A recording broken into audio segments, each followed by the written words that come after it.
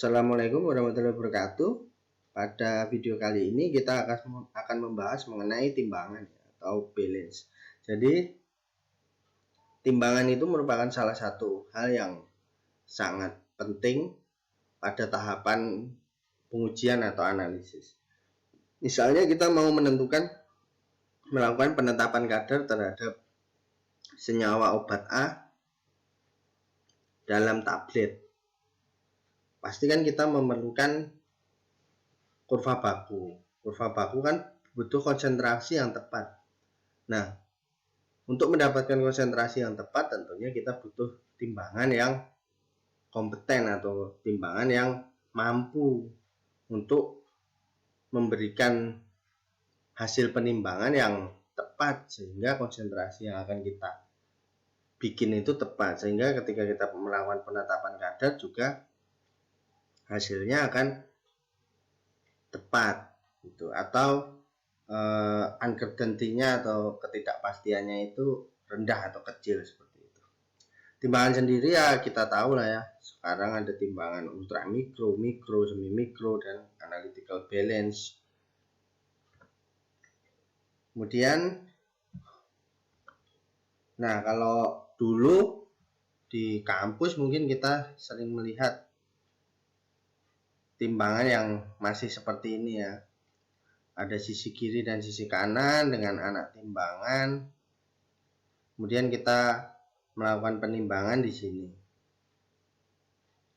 Ini butuh effort ya, atau kerja lebih dari yang melakukan penimbangan, karena dan juga bisa juga terjadi kesalahan penimbangan karena persepsi yang berbeda antar penimbang gitu. Cuman ya makanya dikembangkannya lah timbangan-timbangan yang lebih memiliki akurasi dan presisi yang lebih tinggi. Nah, ini adalah contoh dari timbangan digital 2 digit ya, 2 digit di belakang koma. Kalau di sini kita lihat maksimumnya sampai dengan 1,5 kilo, minimumnya 65 gram, dengan ketepatan dan presisi sudah juga ditulis di sini. Tentang minimum weight atau penimbangan minimum di USP, itu penimbangan itu dibahas satu chapter tersendiri, yaitu chapter 41. Jadi chapter ini membahas tentang substansi dari penimbangan yang akurat, yang tentu saja presisi ya. Jadi untuk mendapatkan penimbangan yang akurat atau hasil timbang yang akurat, itu timbangannya harus dikalibrasi selama penggunaannya itu, sehingga kita bisa tahu repeatabilitas dan akurasi dari timbangan tersebut. Jadi ada 2 kata kunci yang menjadi syarat timbangan ya. Yang pertama adalah repeatabilitas, yang kedua adalah akurasi. Repeatabilitas di sini yang dibutuhkan itu dilakukan tes penimbangan dulu minimum 10 kali, sehingga nanti bisa kita hitung standar deviasinya. Kemudian standar deviasi ini nanti kita gunakan untuk menghitung, sehingga nanti minimum weight-nya itu 2000 kali repeatabilitas atau standar deviasinya. Jadi beberapa timbangan memang di brosurnya sudah menuliskan mengenai standar deviasi dari timbangan yang mereka jual. Cuman itu kan dalam kondisi lab atau laboratorium mereka gitu. Ketika di tempat kita tentu saja hasilnya akan berbeda, karena akan ada pengaruh gravitasi, mungkin pengaruh dari lingkungan dan lain-lain.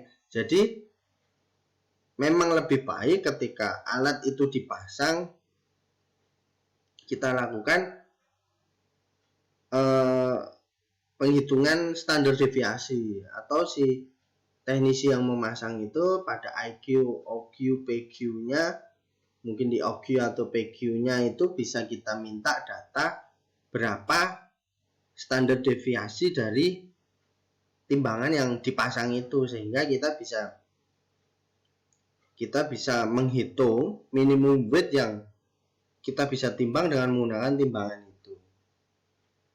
Tapi ketika standar deviasinya itu kurang dari 0,41 dari skala intervalnya, maka diganti dengan 0,41. Jadi SD-nya itu nanti ketika kurang dari 0,41 diganti dengan 0,41. Jadi minimum weight itu nanti angka yang kita gunakan sebagai angka minimum kita boleh menimbang di timbangan itu. Seperti itu. Jadi penting ya, sangat penting angka minimum weight ini.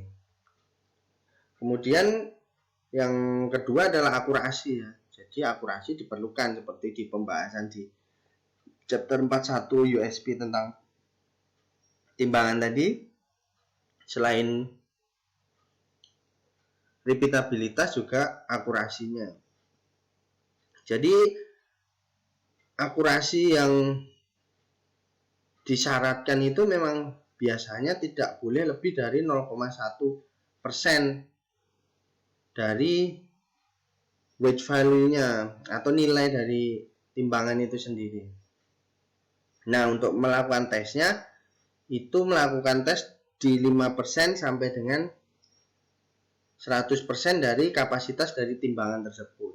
Semakin kecil anak timbang yang digunakan untuk mengetes, misalnya kita pakai 5%, itu akurasinya juga dihitungnya juga semakin bagus ya, karena akan mendekati dari kenyataannya. Tapi lebih bagus lagi memang akurasi di tesnya di berat. Biasanya kita melakukan penimbangan, misalnya alat timbangan ini kita gunakan untuk menguji senyawa A dalam sediaan tablet misalnya, itu nanti di situ kita ngetesnya lebih baik di range itu, biasa dia digunakan, sehingga hasilnya nanti akan akurat, juga bisa kita gunakan sebagai uji akurasi.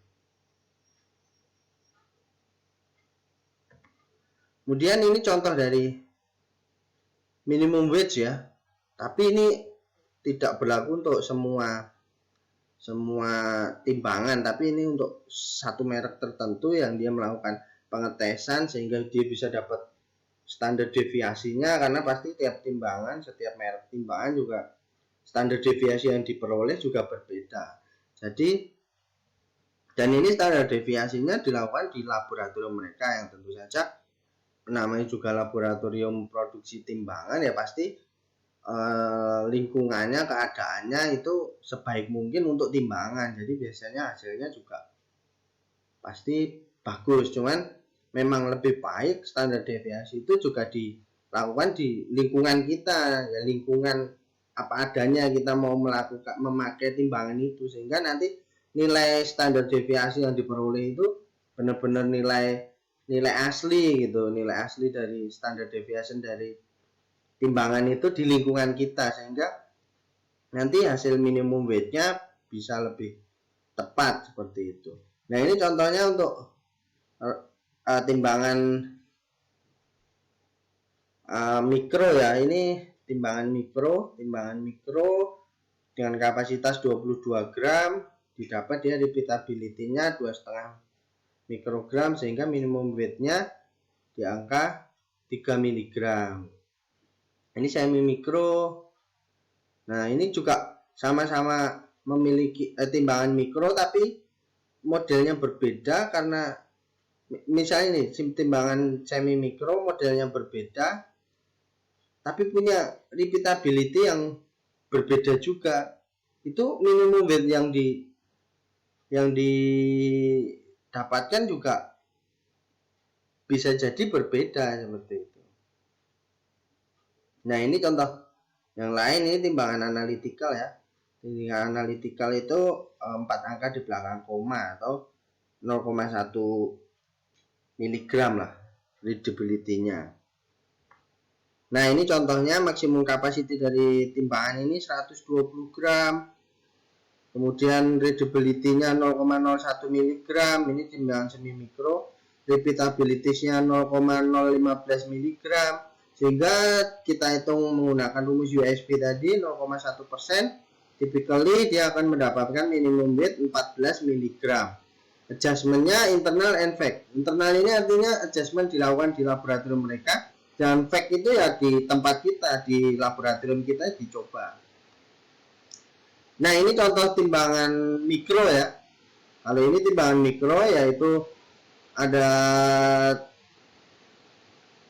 6 angka di belakang 10 pangkat negatif 6 gram atau 10 pangkat negatif 3 mg.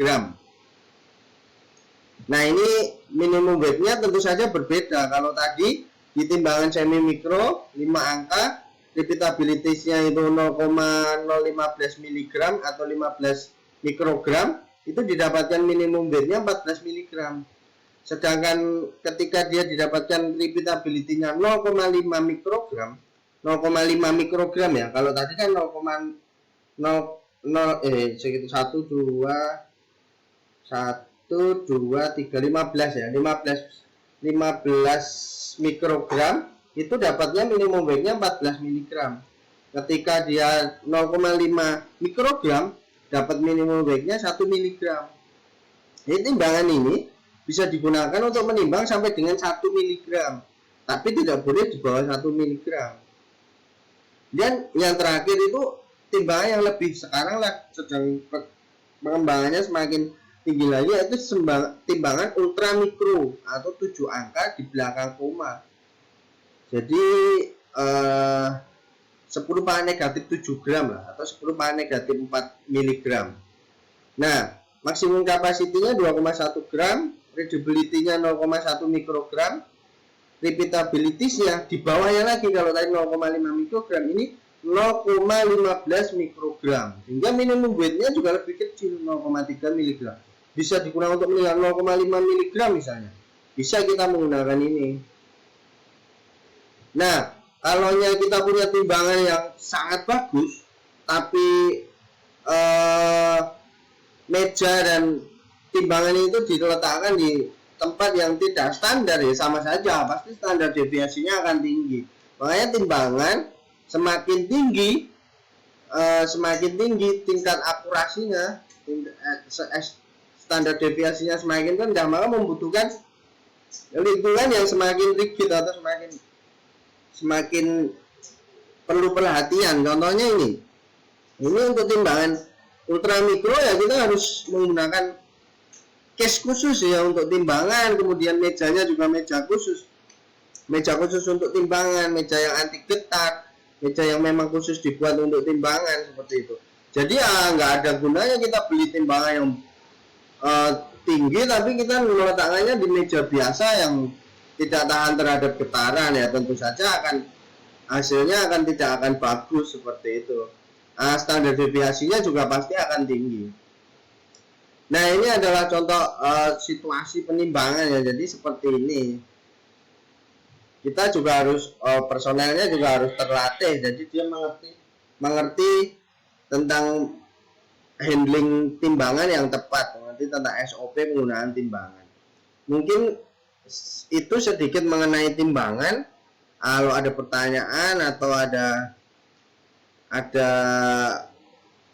perbaikan dari apa yang saya sampaikan hari ini, silahkan ditulis di kolom komentar. Terima kasih. Wassalamualaikum warahmatullahi wabarakatuh.